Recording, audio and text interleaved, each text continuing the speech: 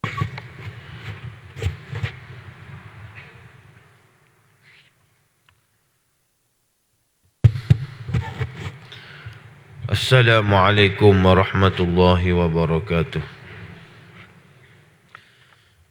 A'udzu billahi minasyaitonir rajim. Bismillahirrahmanirrahim. Alhamdulillahi rabbil alamin.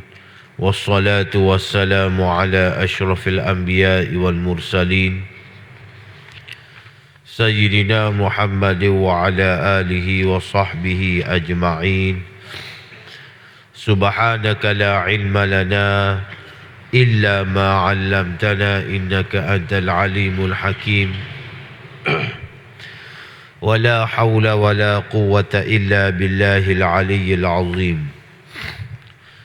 Allahumma inna nas'aluka ilman nafi'a wa nas'aluka rizqan tayyiba wa nas'aluka amalan mutaqabbala.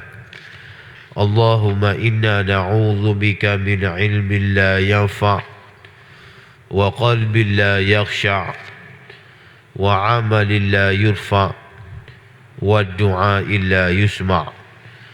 Allahumma la tu'akhidni bima yaqulun waghfir li mimma la ya'lamun waj'alni khairan mimma yadhunnun. Amma ba'd. Alhamdulillah, syukur kepada Allah Subhanahu wa ta'ala, kita dapat bersama-sama pada pagi ini. Kita dapat meneruskan pengajian kita. Kita dapat bersama-sama menambahkan ilmu pengetahuan kita. Kita dibenarkan untuk mengimarah masjid kita. Ini satu nikmat dan juga rahmat daripada Allah Subhanahu wa ta'ala. Maka kita gunakanlah masa yang Allah Subhanahu wa ta'ala anugerahkan kepada kita, dengan kita tidak sia-siakan peluang ini, dan mudah-mudahan dikira sebagai amal ibadat kita kepada Allah Subhanahu wa ta'ala, dan doa kita agar Allah Ta'ala menerima amal ibadat kita, insya-Allah. Jadi sebagai permulaan lah untuk tahun baru ni, 2022 ni, jadi hamba berhasrat untuk baca kisah Khulafaur Rashidun. Khulafaur Rashidun Sayyidina Umar Al-Khattab radhiyallahu ta'ala anhu. Sayyidina Umar Al-Khattab radhiyallahu ta'ala anhu adalah khalifah yang ketiga selepas daripada Sayyidina Umar Al-Khattab, Sayyidina Abu Bakar As-Siddiq radhiyallahu ta'ala anhu. Maknanya selepas daripada Nabi tu gak yang ketiga lah. Tapi selepas Sayyidina Abu Bakar, dia yang kedua.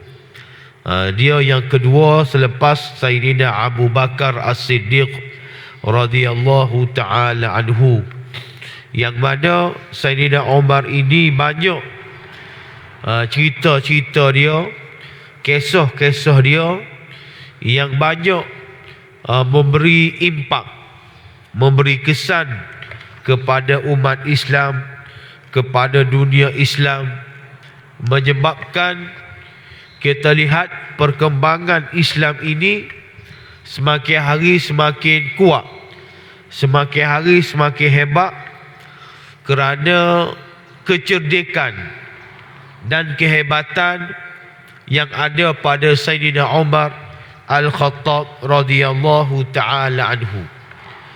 Jadi teks ataupun buku yang berguna untuk pengajian kita pada pagi ini dan insya-Allah berikutnya, iaitu tulisan ataupun buku yang ditulis oleh Tan Sri Datuk Seri Abdul Hadi bin Awang. Dia ada tulis satu buku, Khalifah Umar radhiyallahu ta'ala anhu, fiqh siasah Khulafaur Rashidun. Jadi hok mana-mana berminat boleh belilah secara online. Melalui Pustaka Ummah. Hak tu boleh tanya tu email kita lah. Kalau berhasrat, dia boleh tolong belilah secara online. Jadi penulisnya, dia tulis di muqaddimah kepada buku dia ni, dia kata zaman khalifah yang kedua, iaitu Umar bin Al-Khattab, lebih mencabar. Zaman Sayyidina Umar ni lebih mencabar lagi. Bukan sahaja Islam berdepan dengan musuh yang lebih besar dari semua penjuru dan seluruh pelosok dunia, bahkan tanah airnya lebih luas dan penduduknya ramai berlipat kali ganda dan lebih majmuk. Muncul masalah baru dalam kehidupan manusia yang tidak berlaku pada zaman Rasulullah sallallahu alaihi wasallam dan Khalifah Sayyidina Abu Bakar As-Siddiq radhiyallahu ta'ala anhu. Ini gambaran dia. Semasa pemerintahan Sayyidina Umar, macam-macam berlaku. Masalah baru. Lepas tu pula orang panggil kuasa besar Islam ini berkembang. Negara yang diperintah oleh Islam pula semakin hari semakin banyak, semakin hari semakin luas.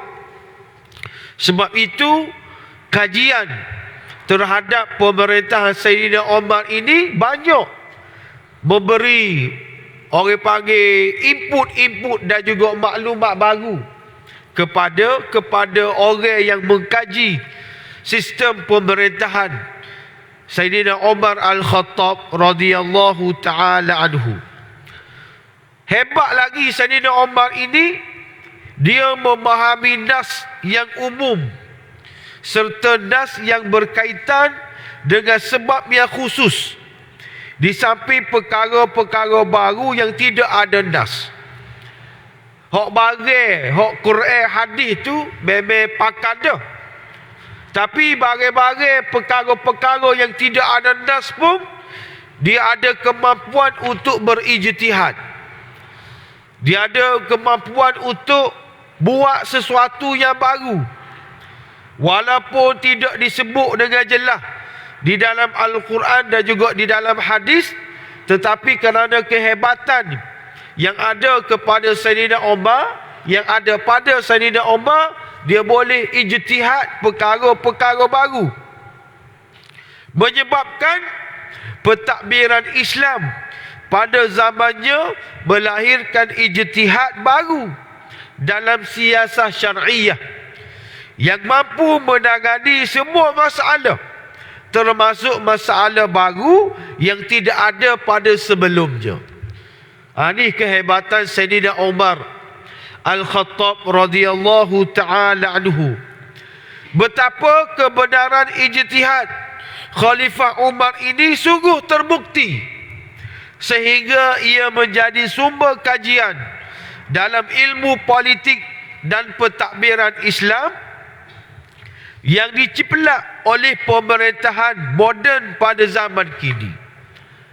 Ada ni sudah ada ataupun sudah diasaskan oleh Sayyidina Umar Al-Khattab radhiyallahu ta'ala anhu. Kita akan baca kisah dia insya-Allah. Jadi untuk bahagian pertama ni berkenaan dengan perjalanan hidup Sayyidina Umar sebelum menjadi khalifah. Nama penuh Sayyidina Umar ini Umar bin Al-Khattab bin Nufail bin Abdul Uzza bin Riyah bin Abdullah bin Qurt bin Razah bin Adi bin Ka'ab bin Lu'i bin Ghalib Al-Qurashi Al-Adawi. pertemuan dengan salasilah Rasulullah sallallahu alaihi wasallam adalah pada datuknya, iaitu bernama Ka'ab bin Lu'i. Gelaran yang terkenal ialah Abu Hafs dan juga Al-Faruq. Ini gelaran kepada Sayyidina Umar. Sayyidina Umar Al-Khattab Al-Faruq. Al-Faruq ini bainal haqqi wal batil, membezakan di antara hak dan juga batil. Abu Hafs gelaran dia juga, dan juga Al-Faruq pun gelaran kepada Sayyidina Umar. Beliau dilahirkan 13 tahun selepas peristiwa tentera bergajah dan kelahiran Rasulullah. Umar merupakan seorang yang kacak, berbadan besar dan tinggi, serta bersikap keras dan gagah berani. Ini perwatakan Sayyidina Umar. Dia seorang yang kacak, berbadan besar dan tinggi, serta bersikap keras dan gagah berani. Hal tersebut menjadikannya seorang pemuda yang digeruni dan dihormati pada zaman jahiliyah. Bahkan dikatakan beliau merupakan daripada kalangan bangsawan Quraisy, keluarga bangsawan Quraisy, manakala ibunya pula ialah ahli keluarga terdekat dengan Amr bin Hisham. Amr bin Hisham ataupun suhu dengan panggilan Abu Jahal. Abu Jahal ni gelaran dia, tapi nama penuh dia, nama dalam IC, nama dalam IC-nya Amr bin Umar bin Hisham. Sebab tu Nabi pernah bersabda, Allahumma a'izal Islam bi ahadi umarain. Ya Allah, ya Tuhanku, kamu bagilah izzah kepada Islam ini dengan salah seorang daripada dua Umar. Jadi di antara dua Umar ni, Umar Al-Khattab dengan Umar bin Hisham, hok masuk Islamnya siapa? Umar Al-Khattab. Nabi kata, aku nak salah seorang daripada dua Umar ni masuk Islam, memberi izzah kepada Islam. Akhir sekali hok masuk Islamnya bukannya Amr bin Umar bin Hisham, tetapi Umar Al-Khattab radhiyallahu ta'ala anhu. Jadi Abu Jahal ni gelaran dia, nama dalam IC-nya Umar bin Hisham, seorang bangsawan jahiliyah yang terkenal. Umar radhiyallahu ta'ala anhu ialah seorang pemuda yang tahu membaca dan menulis. Ni dia cerdik, dia boleh baca, dia boleh nulis. Maka beliau dikira terpelajar pada zamannya, kerana terlalu sedikit orang tahu membaca dan menulis, disebabkan keseluruhan masyarakatnya yang buta huruf.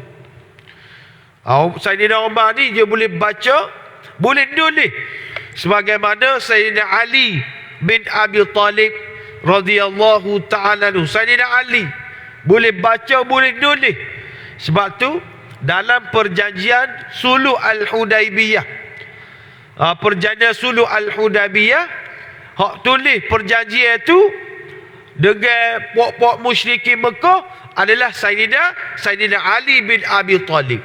Sayyidina Ali hak jadi katib, hak jadi penulis. Umar ditugaskan oleh ayahnya Al-Khattab supaya menjadi pengembala unta. Perkara tersebut telah menjadikannya seorang yang pengasar dan juga kerah.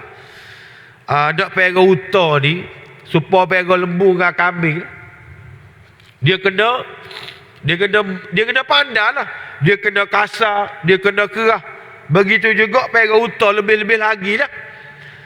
Dalam kunjungannya ke Mekah ketika menjadi khalifah, beliau melalui Bukit Najdan berhampiran Mekah. Ni cerita dia sikit. Ketika mana dia pergi ke Mekah, ketika mana dia sudah menjadi khalifah, dia telah melalui bukit Dajnan berhampiran dengan Mekah. Dengan mengeluh, Sayyidina Umar berkata, La ilaha illallahul azimul aliyul mu'ti ma sya'a man sya'a kuntu ar'a ibilal khattabi fi hadzal wadi fi madra'ati sufin wa kana fadhan yut'ibuni idza amiltu wa yadribuni idza qassartu wa qad amsaytu wa laysa baini wa bainallahi ahad. Tiada Tuhan yang sebenar melainkan Allah, mengurniakan apa yang dikendakinya kepada sesiapa yang dikendakinya. Aku pernah mengembala unta ayahku Al-Khattab di sini. Dia mari teringat. Dia mari teringat. Dia kata tempat ni tempat aku pergi unta dulu. Unta ayah aku Al-Khattab. Dengan memakai pakaian berbulu yang kasar. Lalu dia mengarahkan aku untuk bekerja dengan keras, sehingga ia amat memenatkan. Aku malas bekerja. Aku pernah berada di sini pada waktu petang keseorangan diri. Hanya Allah Subhanahu wa ta'ala sahaja yang bersama padaku pada hari itu, yang memahami keadaan diriku. Pego kambing, pego lembu, pego unta ni, orang panggil lebih kurang aja suasana dia, keadaan dia. Maka dia sendirinya tak sih pego lah unta ni, sebab memahami keadaan yang sukar dan juga sebagainya. Beliau menyebutkan keadaan ini setelah beliau dilantik menjadi khalifah yang diberi gelaran Amirul Mukminin. Orang yang pertama, khalifah yang pertama yang diberi gelaran sebagai Amirul Mukminin adalah siapa? Sayyidina Umar Al-Khattab radhiyallahu ta'ala anhu. Masa pemerintahan Sayyidina Abu Bakar tak guna lagi Amirul Mukminin. Mari zaman dia ni Amirul Mukminin. Maka bila Sayyidina Umar cerita balik hak dia pergi unta ke apa semua ni, Abdul Rahman bin Auf menegurnya. Abdul Rahman ni sahabat Nabi juga, yang orang panggil di antara kalangan sahabat yang mula-mula memeluk agama Islam. Orang panggil as-sabiqun al-awwalun. Dan Abdul Rahman bin Auf ni orang kaya. Jutawan lah kita lah ni. Jutawan Abdul Rahman bin Auf, milioner, orang kaya. No ayatnya orang Islam ni kena kaya. Orang Islam ni kena kaya lah, kena banyak duit. Tapi dengan cara hak halal, dengan cara hak betul. Tawaduk kita, tawaduk lah. Tapi kalau kita boleh usaha, siapa kita ni kaya, kita usaha. Nego, cara nego, tak kira lah kita buat gapo pun, kita kena jadi orang kaya. Sebab sahabat Nabi ni ada orang kaya. Abdul Rahman bin Auf ni betul-betul agak orang Islam kak, tak apalah. Kita orang Islam ni kak, miskin tak apa, pakai baju cari tak apa, piyah petik sawah tak apa. Ni tak betul. Kena kaya, kena bekerja, kena cari duit, kena nego, tapi dengan cara yang halal, dengan cara yang betul. Jangan pula duk tipu situ, tipu sini tu. Wal'iyadzabillahi min zalik. Abdul Rahman tegur Sayyidina Umar. Dia kata apa? Ya Amirul Mukminin, ma zitta ala qammaita nafsak, yakni ibta. Wahai Amirul Mukminin, janganlah kamu merugut dengan merendah-rendahkan diri kamu. Saya Umar pun jawab, Waihak ya Ibn Auf, inni khallautu fahaddathani nafsi. Bukan begitu wahai Abdul Rahman, bukan aku merunggu, tetapi aku bersendiri, aku kecek sorang. Aku kecek sorang, aku kecek sore kepada diri aku ni, sebab aku ladi ni sudah aku sudah menjadi khalifah, maka aku kena rendahkan diri aku. Aku tak boleh mangguk, aku tak boleh sombong, aku kena merendah-rendahkan diri aku ni, maknanya tawaduk. Merendah-rendah diri di sini bermaksud Sayyidina Umar ni seorang yang tawaduk. Walaupun menjadi ketua negara, walaupun menjadi Perdana Menteri, tapi dia ni tawaduk. Dia tawaduk, tidak agah dengan jawatan dia. Pengalaman mengembala unta telah membentuk kepribadian Sayyidina Umar menjadi seorang yang mampu menghadapi kesukaran hidup dan keras menghadapi cabaran. Sebab tu Nabi SAW perok kambing. Perok kambing ni kena sabar banyak, kena pandang mayangi, kena sabar lah. Orang yang perok kambing, perok lembu, dia tahulah situasi nak menghadapi. Orang panggil binatang-binatang lagu ni. Maka Sayyidina Umar bila dia perok unta, menyebabkan peribadi dia ni dia boleh sabar. Kalau tak sabar kak, pakai sembelih kau tuai dia, tak dia jual. Datang kambing ni aku sembelih, tak dia jual, sembelih semua. Bapa tak sabar.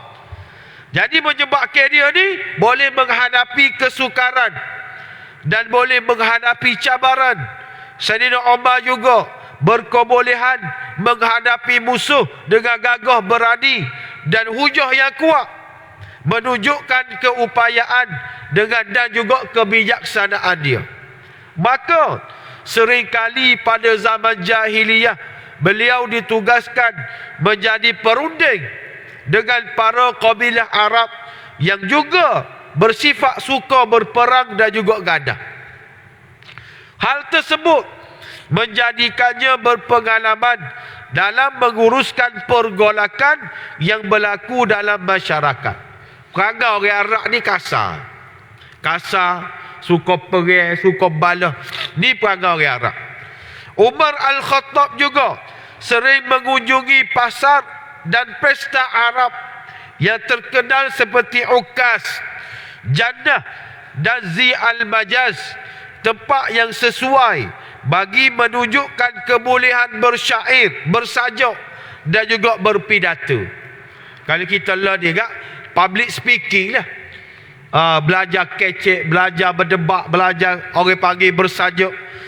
Keadaan tersebut menyebabkan beliau juga menjadi salah satu keistimewaan bahasa Arab yang dipilih menjadi bahasa Al-Quran. Keadaan tersebut menyebabkan beliau juga selalu menyertai perkembangan sastera Arab yang menjadi salah satu keistimewaan bahasa Arab yang dipilih menjadi bahasa Al-Quran, menyebabkan dia fasih dalam bahasa Arab. Bahasa Arab, kalau kita ngaji luar negara lah, khususnya di Mesir, abang dengan Ustaz Abu dia ngaji sekali, kita tengok bagaimana orang-orang Arab ni jari kecek Arab. Dia kecek, orang panggil apa, Amiyah. Dia kecek bahasa daerah dia. Dia tak mana-mana kecek Arab ni, kecuali orang Arab yang belajar. Orang Arab yang belajar di Al-Azhar, kau belajar mana, maka dia bolehlah kecek dalam bahasa Arab. Tapi kalau tak belajar bahasa Arab Fusha ni, bahasa Arab yang kita duduk baca ni, maka dia tak boleh menguasai bahasa Arab. Dia akan kecek bahasa pasar dia akan kecek bahasa kampung dia. Sebab tu bahasa Arab ni dia kena belajar. Bahasa Arab ni dia kena belajar. Bukan kepada orang Arab saja. Untuk memahami nas Al-Quran dan juga hadis, maka dia mesti belajar bahasa Arab.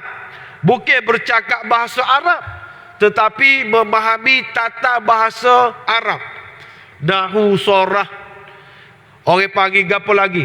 Orang panggil balaghah, majaz dan juga sebagainya. Barulah dia boleh memahami nas-nas Al-Quran dan juga nas-nas daripada hadis dan juga kalam-kalam ulama. Sayyidina Umar ada berlaku benda lagu tu. Selain itu, Umar Al-Khattab juga terlibat dalam perniagaan dan perdagangan yang berlaku pada musim sejuk. Dia panggil Rihlatus Syita, iaitu musafir ke negeri Yaman yang menjadi pangkalan perdagangan bagi negara timur seperti China, India dan juga Parsi. Bisa dia. Begitu juga perdagangan pada musim panas, iaitu Rihlatus Saif, iaitu musafir ke negeri Syam yang menjadi pangkalan perdagangan bagi negara barat seperti Rom, Yunani dan lain-lain. Maka Mekah berperanan menjadi pusat pertemuan ekonomi timur dan juga barat. Ni dah ayatnya, negeri Mekah ni menjadi pusat perdagangan timur dan juga barat ekonomi pada zaman itu. Sayyidina Umar berada dalam keluarga bangsawan Mekah yang menjadikannya kuat berpegang dengan adat jahiliyah. Kuat dia dengan adat jahiliyah. Situasi tersebut sehingga menjadikannya kuat pula mempertahankan jahiliyah. Pada awal Rasulullah berdakwah dan berjuang menegakkan Islam di Mekah, maka Sayyidina Umar penuh termasuk dalam kalangan yang sangat memusuhi terhadap Islam, kerana Islam menjadi ancaman yang menghapuskan pegangan jahiliyah sebelum mendapat hidayah daripada Allah. Beliau juga termasuk dalam kalangan orang yang menzalimi penganut Islam yang lemah. Antaranya, beliau yang pernah menyeksa seorang hamba perempuan yang menganut Islam sehingga tangannya letih dan kaku memukul hamba tersebut. Akhirnya Sayyidina Abu Bakar bertindak membeli hamba tersebut untuk diselamatkan dan dibebaskan. Ni ayat Sayyidina Umar ni, dia pernah menyeksa seorang hamba perempuan yang menganut agama Islam. Ayatnya tebalnya adat jahiliyah, tebalnya agama jahiliyah dalam diri dia, menyebabkan dia sendiri pun telah menyeksa perempuan yang menganut agama Islam. Kesemua pengalaman hidup pada masa mudanya sebelum menganut Islam menjadikannya lebih faham berkenaan kesesatan jahiliyah, kejahatan dan kezalimannya. Sayyidina Umar pernah menegaskan, innama tuqadu ural islami urwatan idza nasha'a fil islami man la ya'riful jahiliyata. Seseorang itu boleh merungkai ikatan ajaran Islam satu demi satu sekiranya dia hidup dalam Islam tetapi tidak mengenali jahiliyah. Itu adalah Sayyidina Umar. Kerana kuatnya jahiliyah dia menyebabkan dia reti dan memahami bahawasanya jahiliyah ini cukup-cukup sesat, cukup-cukup membahayakan dan cukup-cukup dimurkai oleh Allah Subhanahu wa taala, maka menyebabkan orang yang kerah sebagaimana Sayyidina Umar ini, akhir sekali Allah Taala turunkan wahyu menyebabkan dia memeluk agama Islam. Nak royaknya hadirin hadirat muslimin dan juga muslimat yang dirahmati Allah, hidayah daripada Allah Subhanahu wa taala ini kita tak tahu boleh ke siapa. Kalau akal, logik, akal fikiran kita kak, orang serupa dengan Sayyidina Umar ni kak,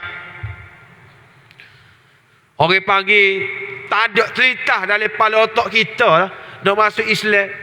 Dengan kerah dia je, dengan debel dia je, dengan macam-macam dia je. Begitu juga dengan orang-orang lain. Kita tengok dengan mata kasar dia, tak nampak jalan nak masuk Islam, nak berubah, tak nampak jalan. Tetapi hidayah itu milik Allah. Hidayah itu milik Allah. Maka Allah Ta'ala akan bagi kepada sesiapa yang dia nak. Sebab itulah orang yang atas dunia ni, selagi mana dia tak mati, maka dia diberi peluang oleh Allah Ta'ala untuk bertaubat. Selagi mana dia tak mati, selagi itulah dia ada peluang untuk bertaubat kepada Allah Subhanahu wa Ta'ala. Nabi pun sebut, innamal a'malu bil khawatim atau kama qala. Sesungguhnya penyudah kepada amalan-amalan ada ni adalah di akhir dia, iaitu ketika mana dia mati. Zaman muda dia tak ada lah. Dia ni orang panggil pala hamla, orang Kelantan panggil. Bunuh orang, kata orang. Tiba-tiba dia bertaubat kepada Allah. Mati dalam keadaan beriman kepada Allah. Kalau kita tak nampak jalan dah dia ni. Bunuh orang, kata orang, something. Tapi akhir sekali dia peluk. Bukan peluk, dia berubah. Maka dia jadi orang yang baik. Maka Allah Ta'ala mati dalam keadaan yang baik. Ada orang zaman muda ni juru. Awal-awal ni juru. Tapi gelah-gelah beronda. Gelah-gelah beronda. Buat onda situ, buat onda sini dia ni. Buat bodoh. Dia ni umur banyak dah. Tapi kau lama kau jauh dengan masjid. Kalau zaman muda dulu kak, dia kaki masjid. Tapi bila COVID-19 2 tahun ni, kau jauh dengan masjid, kau jauh. Masjid buka pun dia tutup lagi. Jadi tu nak kata hidayah tu milik Allah Subhanahu wa Ta'ala. Maka sebab itulah doa adalah sangat penting, supaya Allah Ta'ala beri hidayah kepada orang tu, bagi hidayah kepada orang ni. Kita berdoa kepada Allah Subhanahu wa Ta'ala, biar Allah Ta'ala bagi hidayah kepada dia. Sama ada Allah Ta'ala nak bui ataupun tidak, kita seruh kepada Allah Subhanahu wa Ta'ala. Tapi kita jangan berputus asa. Kita jangan berputus asa dengan kehidupan yang kita lalui ini. Kalau kita berada dalam hidayah Allah, maka kita kena kekalkan hidayah tersebut. Allah akan panggil Rabbana la tuzigh qulubana ba'da idh hadaitana wa hab lana min ladunka rahmah innaka antal wahhab. Kena baca sama doa ni supaya Allah Ta'ala kekalkan hidayah kepada kita. Hak mana belum diberi hidayah oleh Allah, kita doa supaya dia jumpa pintu. Supaya dia jumpa pintu, supaya dia nampak cahaya Islam, supaya dia nampak nur Islam. Dengan sebab kita berdoa kepada Allah Ta'ala supaya dia ni dapat kembali kepada Islam dan memberi sumbangan kepada Islam, sebagaimana yang berlaku kepada Sayyidina Umar Al-Khattab radhiyallahu ta'ala anhu. Rasa cukup setakat tu dulu pada pagi ni. InsyaAllah bulan depan kita akan masuk cahaya Islam menembusi hati yang keras. Cerita bagaimana Sayyidina Umar boleh memeluk agama Islam. InsyaAllah kita jumpa bulan depan insyaAllah. Aqulu qali hadza wa sadimali walakum. Wassalamualaikum warahmatullahi wabarakatuh. A'udzu billahi minasyaitonir rajim. Bismillahirrahmanirrahim. Alhamdulillahi rabbil alamin wassalatu wassalamu ala asyrafil anbiya'i wal mursalin sayyidina Muhammad wa ala alihi wa sahbihi ajma'in. Rabbana atina fid dunya hasanah wa fil akhirati hasanatan wa qina adzabannar. Wa sallallahu ala sayyidina Muhammad wa ala alihi wa sahbihi wa baraka wa sallam. Wa akhiru da'wana alhamdulillahi rabbil alamin.